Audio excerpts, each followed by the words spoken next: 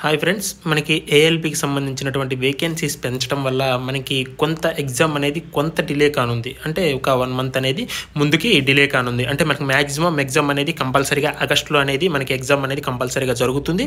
మనకి July ending కల్లా మనకి ఎగ్జామ్స్కి సంబంధించినటువంటి డేట్స్ కూడా రానున్నాయి. చూసుకున్నట్లయితే మనకి ఇచ్చినటువంటి ఈ యొక్క నోటీస్ని బట్టి మనం ఒక్కసారి చూసుకున్నట్లయితే necessary notice indicating RRB wise community wise breakup of vacancies shall be displayed on website subsequently.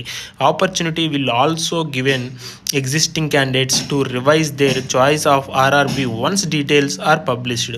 Candidates should keep visiting the website for further notice in this regard. అంటే మనకి ఈ నోటీస్ని బట్టి ఏం తెలుస్తుందంటే మనకి ఈ యొక్క జోన్స్ అనేవి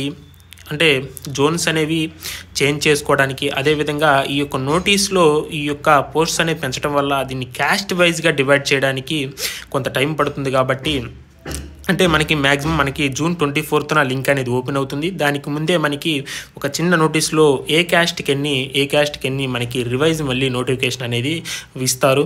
చూసుకున్నట్టు దాంట్లో చూసుకుని మళ్ళీ మనం అప్లై చేసి అంటే మనకి మన ఏ క్యాస్ట్కి ఎన్ని అని కూడా మనకి డీటెయిల్స్ అనేవి ఇవ్వడం జరుగుతుంది. కాబట్టి కమ్యూనిటీ వైజ్ బ్రేకప్ చేయడానికి, అదేవిధంగా మీకు రీఅప్లై ఇవ్వడానికి కొంత టైం పడుతుంది. కాబట్టి మనకి ఎగ్జామ్ కూడా కొంచెం అంటే ఒక 1 మంత్ అనేది డిలే కానుంది అనేది ఈ యొక్క నోటీస్ని బట్టి తెలుస్తుంది. చూసుకున్నట్లయితే కాబట్టి ఈ యొక్క నోటీస్ని బట్టి మనకి ఏంటంటే మనకి జూన్ 24న లింక్ అనేది ఓపెన్ అవుతుంది.